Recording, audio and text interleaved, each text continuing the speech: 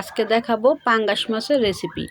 এই যে পাঙ্গাস মাছগুলোকে ভেজে নিচ্ছি, খুব সুন্দর করে লাল লাল করে ভেজে নিতে হবে। একটা সাইড ভাজা হয়ে আসলে আরেকটা সাইড ভেজে নিব। মাছগুলো খুব সাবধানে বিছাতে হবে, পাঙ্গাস মাছ কিন্তু তেল ছিটে আসে, সেজন্য আমি সাবধানতা অবলম্বন করে মাছগুলো বিছিয়েছি। এগুলো হচ্ছে বাটা মশলা, হলুদ, লবণ, মরিচ, আদা, মাংসের সব মশলা নিয়েছি, পেঁয়াজ রসুন একসাথে বেটে নিয়েছি।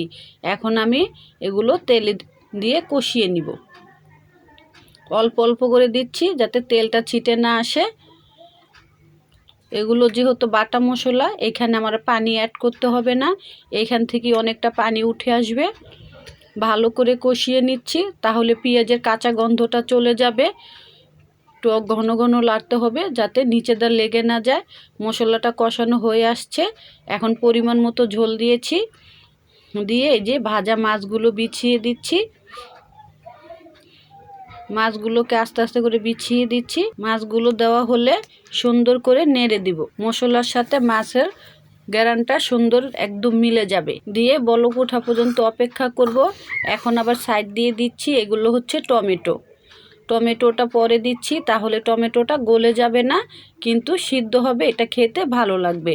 উপর দিয়ে দিচ্ছি ধনিয়া পাতা। আমার অল্প মশলার রেসিপি ঝটপট রান্না কেমন হয়েছে, ভালো লাগলে বাসায় ট্রাই করবেন, অবশ্যই কমেন্টে জানাবেন আমার অল্প মশলার রেসিপি কীরকম হয়। এটা যেহেতু ভুনা তরকারি, ভিডিওটা বড় করলাম না। পরিমাণ মতো ঝোল আসলে এই যে পরিমাণ মতো যখন হয়ে আসছে নামিয়ে নিয়েছি। আল্লাহ হাফেজ।